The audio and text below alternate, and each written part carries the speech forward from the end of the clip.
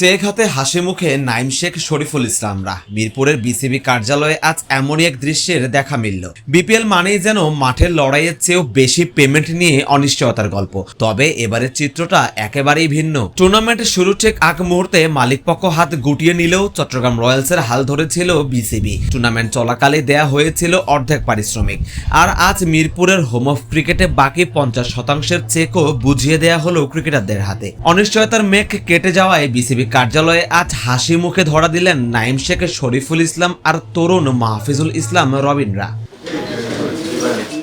এবারে বিপিএল এ নিলাম থেকে 1 কোটি টাকার রেকর্ড মূল্যে নাইম শেখকে দলে ভিড়িয়েছিল চট্টগ্রাম। তবে মালিকানা বদলের পরেই অনেকে প্রশ্ন তুলেছিলেন, নাইম শেখ কি তার চুক্তির পুরো টাকাটা পাবেন? সব জল্পনা উড়িয়ে দিয়ে নাইম শেখ আজ পুরো অর্থেরই চেক বুঝে নিয়েছেন। কোটি টাকার এই পারিশ্রমিক হাতে পেয়ে নাইমের হাসি বলে দিচ্ছিল মাঠের পারফরমেন্সের চেয়েও মাঠের বাইরের এই প্রাপ্তি ঠিক কতটা স্বস্তি জাগাচ্ছে।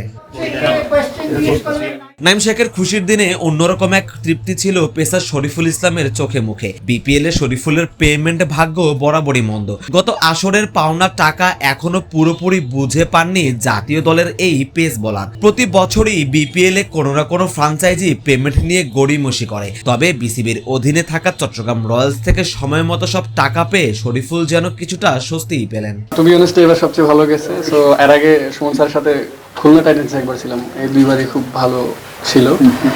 এবং লাস্ট ইয়ারের পেমেন্ট এখনো, মানে এই বছর না, লাস্ট ইয়ারের পেমেন্ট এখনো পাবো, ঠিক আছে।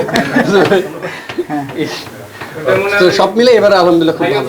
নাফিস ভাই মনে হয় ছিলেন খুলনা টাইটান্সে। হ্যাঁ, ছোটখাটো মানুষ।